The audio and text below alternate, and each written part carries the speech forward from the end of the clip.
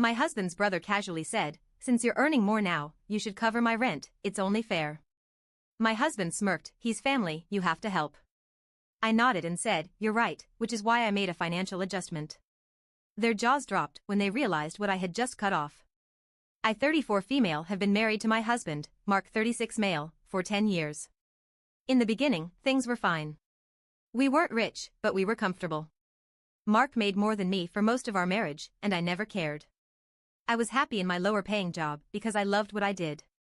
Mark never had an issue with our financial setup until I started making more. About 2 years ago, I switched jobs and worked my way up fast. Now, I make double what Mark makes. It wasn't something I rubbed in his face, and honestly, it didn't change much in our daily life. I still contributed the same amount to our shared expenses, and we still had a joint account for bills. I never made him feel like he had to contribute more just because I was earning more. If anything, I covered more of the fun expenses, vacations, occasional splurges, little things here and there. And that was my mistake. Because the moment people see you making money, they start thinking they're entitled to it. Enter Mark's brother, Mike, 38M. Mike has never had his life together. He bounces between jobs, never lasts more than a few months in one place, and hops from one failed relationship to the next. He's one of those guys who always has an excuse: his boss was unfair, his coworkers were lazy, his girlfriend was controlling. It's never his fault. And somehow, every few years, he ends up crashing at our place. It was always just for a few weeks, which turned into months. Rent-free, of course. We've loaned him money, never saw a dime back, paid some of his bills, and even let him use one of our cars when he claimed he was trying to get back on his feet. Spoiler alert, he never got back on his feet. After I got my raise, Mike's attitude shifted. At first, it was little comments. "Must be nice to have money now. Man, I'd love a job like yours where you just sit around all day and make bank. Guess you're the breadwinner now, huh?" What's that like for Mark? I ignored him. Mark ignored him. I assumed it was just Mike being Mike. Then he tested the waters. He asked for money outright. "Hey, I'm in a bit of a bind. Just need $500 to cover some stuff. I'll pay you back." I said no. He sulked for days. That should have been the end of it. It wasn't. Mike came over for dinner one night. No reason, no invitation. Just showed up like always. I was already annoyed because I knew he was going to ask for something. And sure enough, halfway through dinner, he leans back in his chair, stretches, and says, "Since you're making so much now, you should cover my rent, it's only fair." I thought I misheard him. What? Yeah, I mean, you've got extra money now, and I'm struggling. It's just $1,200 a month. That's nothing to you. I blinked at him. I was genuinely speechless. The audacity of this man. Mike took my silence as hesitation, so he kept going. "Come on, you guys have a house, a good life, and I'm over here barely making it. Family helps each other, right?" I turned to Mark, expecting him to finally tell his brother to get lost. To my absolute shock, Mark smirked. "He's family, babe. We've helped him before. What's the big deal?" I felt something in me snap. I wasn't even angry at Mike. I mean, I was, but I expected this from him. What I didn't expect was Mark backing him up. This was my husband. The man I built a life with. The man who, just a year ago, had no issue with our financial situation. But now that I made more, I was suddenly expected to shoulder even more responsibility. I took a slow breath and forced a smile. "You're right," I said calmly. "Family helps each other. I'll make a financial adjustment so we can help Mike." Mike grinned. Mark looked relieved. They should have known better. The next morning, I got to work. First, I called our bank. We had a joint account for bills, but my paycheck went into my personal account before I transferred my portion into the shared one. I went ahead and cut Mark off from my personal account completely. I also moved the exact amount needed for my share of expenses into the joint account and nothing more. Second, I went through all of our expenses. Guess what I found? I had been covering way more than I realized. Netflix? My card. Hulu? My card. Amazon Prime? My card. Mark's gym membership? My card. Mark's car insurance? My card. Mark's credit card? I was the cosigner. I cancelled everything that wasn't a necessity. Third, I made sure Mike got what he wanted. I found a cheap, one-bedroom apartment in a not-so-great part of town. I paid the deposit and first and last month's rent. In his name. The lease was his. The landlord had his info. And I told them to never contact me for anything. That night, Mark tried to watch Netflix. Hey, did you forget to pay? I shrugged. Oh, I made a financial adjustment. The next morning, he went to the gym. His key fob didn't work. What the hell? I sipped my coffee. Financial adjustment. Then, his car insurance company called. Missed payment. He turned to me, looking furious. Did you cancel my insurance? Nope. Just stopped paying for it. Mark lost it. He yelled about how he needed those things. How it wasn't fair. How I was punishing him for helping his brother. And I just smiled. Don't worry, I said sweetly. Mike's rent is covered now. You said family helps each other, right? The look on his face? Absolutely priceless. Then I pulled out the lease agreement for Mike's new apartment. Oh, and good news. Mike has his own place now. He moves in next week. Mark paled. Mike turned red. And me? I was just getting started. The moment I placed that lease agreement on the table, the entire mood in the house shifted. Mike shot up from his chair like I had just set him on fire. What the hell is this? He barked, snatching the papers. Your new apartment, I said smoothly. You wanted rent covered. Now it is. First and last month, all set. You move in next week. Mark's face twisted in confusion before turning into something nastier. That's not what we meant, he snapped. Mike, still holding the lease like it was a death sentence, waved it around like a lunatic. I didn't want to live alone. I thought I'd stay here. I just needed some help, not a damn eviction notice from my own family. I tilted my head, feigning innocence. Oh. But you said it's only fair since I make more. And Mark agreed. So, I found a solution. Mark slammed his hands on the table. This is insane. You didn't even talk to me about this. I let out a dry laugh. Did you talk to me before offering up my money like it was yours? Silence. Mike scoffed, shaking his head. This is why women shouldn't make more than their husbands, he muttered under his breath. I froze. Mark didn't even react. I slowly turned to face Mike, and he must have realized he'd messed up because his smug face cracked just a little. What was that? I asked, my voice eerily calm. Mike took a step back, but his ego got the better of him. I said, he repeated, this is why women shouldn't make more than their husbands. They get power-hungry and start acting like they run the show. I smiled. A slow, deliberate, dangerous smile. Oh, Mike, I said sweetly, leaning closer, you have no idea how much worse this is about to get for you. I spent the next 2 days making more adjustments. Step 1, a little wake-up call. I called Mike's new landlord and arranged for him to get the keys early.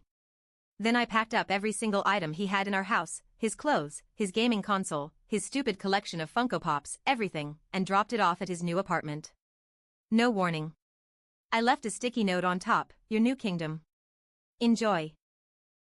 When Mike came home that night and found all his stuff missing, he went ballistic. Where's my stuff? At your place, I said, not even looking up from my book. Mark was rubbing his temples like he was on the verge of an aneurysm. Mike stormed over. You can't just throw me out. I didn't, I said. I moved you into your new, fully paid-for place. Why aren't you thanking me? That's when I saw it. Mike wasn't just angry. He was scared. And that's when I realized he wasn't using us just for the money. He had nowhere else to go. No friends. No savings. No girlfriend to mooch off. For the first time in his entire life, he was alone. And he hated it. Good. I wasn't done yet. The next morning, Mark woke up and reached for his phone. Hey, my phone bill isn't paid. Oh yeah, I said casually. I took my name off that too. It's in your hands now. He groaned. Come on, babe. This is getting ridiculous. I slid my coffee across the counter toward him. You called me ridiculous when I refused to pay for your brother's rent. Now, I'm just making things fair, like you said. His jaw clenched. He knew he had nothing to say. Then he tried one last move. Fine.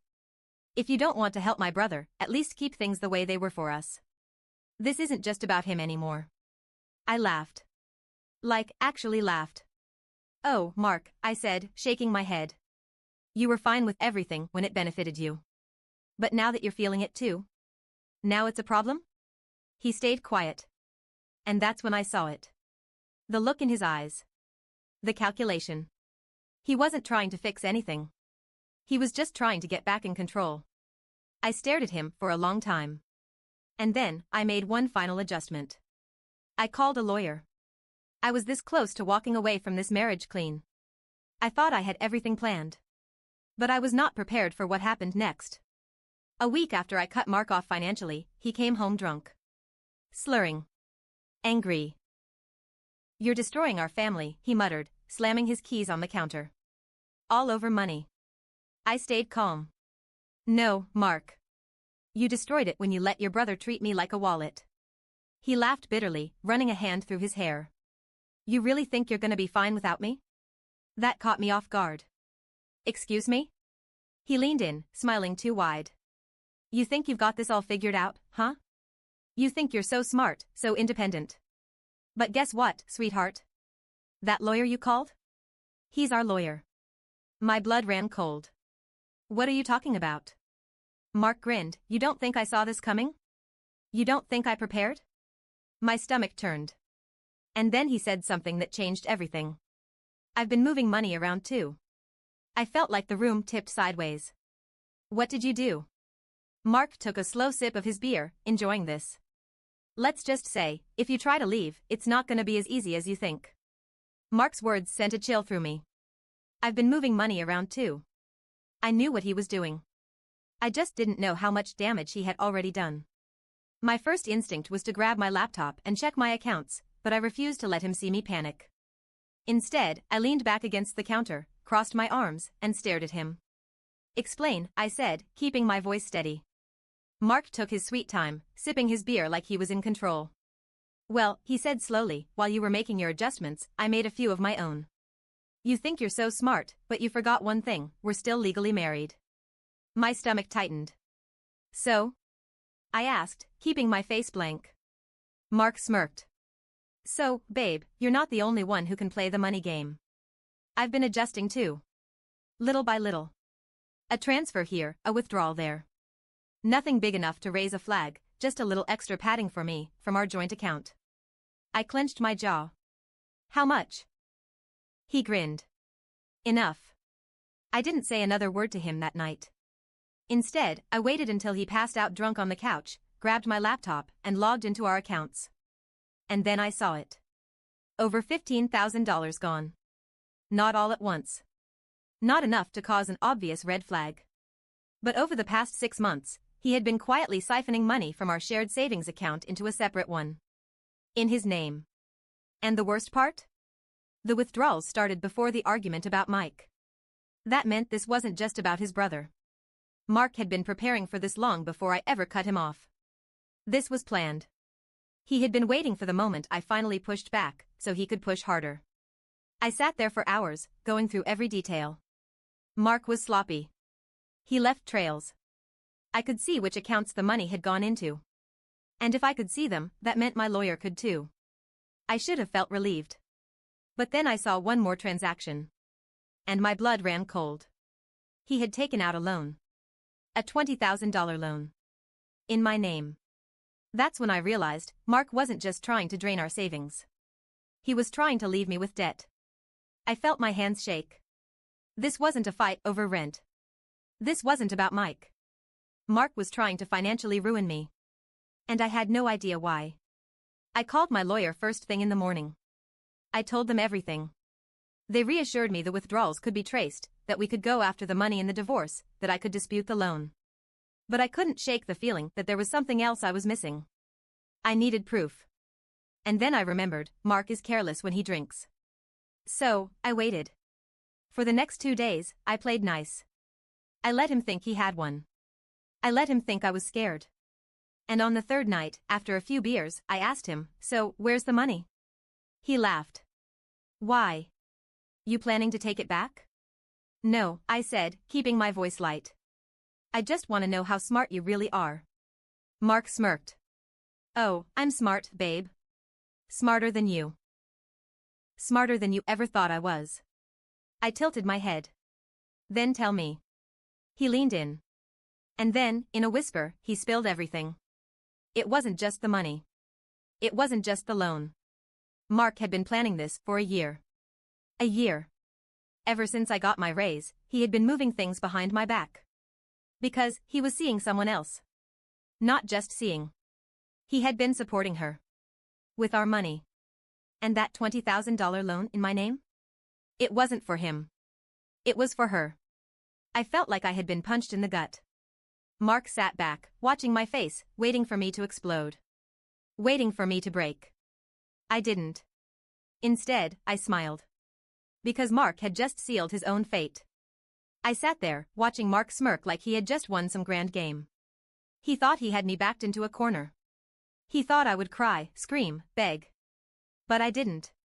Instead, I took a slow sip of my wine, placed the glass down, and smiled. Wow, I said.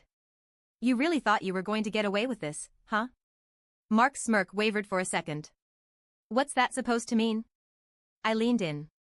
It means, sweetheart, I said, my voice dripping with mock affection, that you might have been moving money, but I've been moving things too. His face dropped. What the hell are you talking about? I stood up, walked over to my bag, and pulled out a folder. This, I said, dropping it in front of him, is everything I've gathered in the past week. Bank statements. Loan documents. Transfers you made. In my name.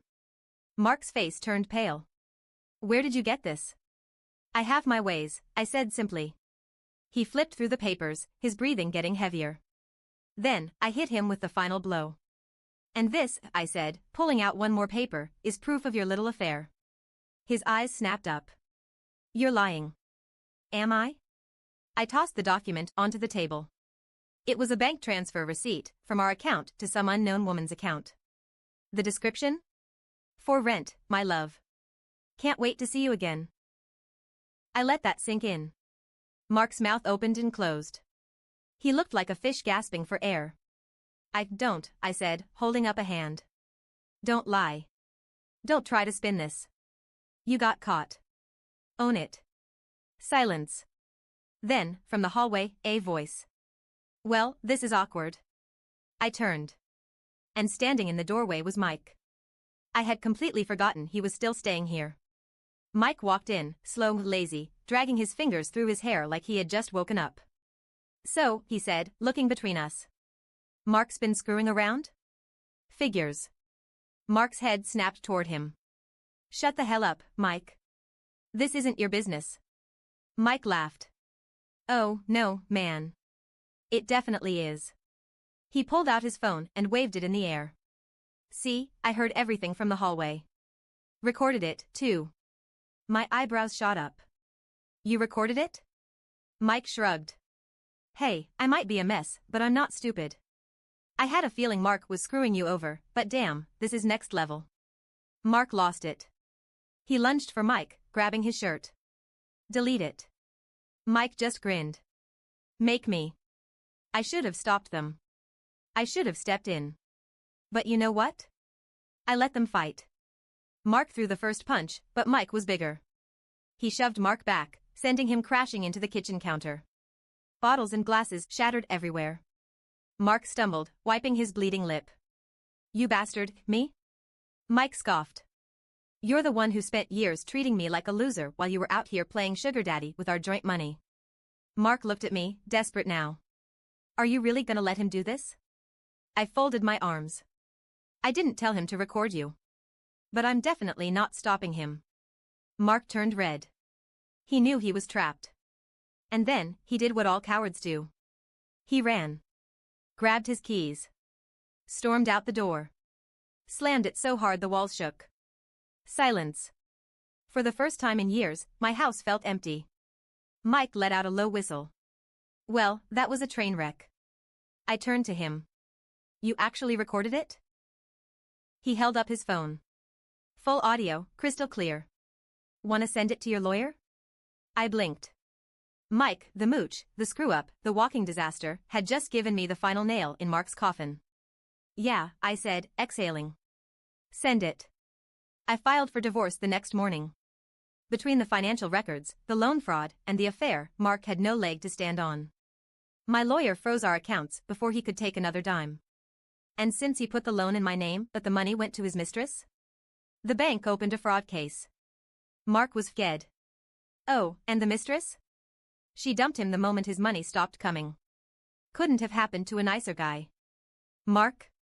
Last I heard, he had to move in with his parents. They weren't happy about it. Oh, and because he had no money left, he had to borrow from Mike. Let that sink in. Mike, the guy he always looked down on, had to lend him money. Mike? Still a mess, but a little less of a mess. He actually found a job. Paid me back half of what he owed. And honestly? I think, for the first time in his life, he actually learned something. Me? I'm free. Financially. Emotionally.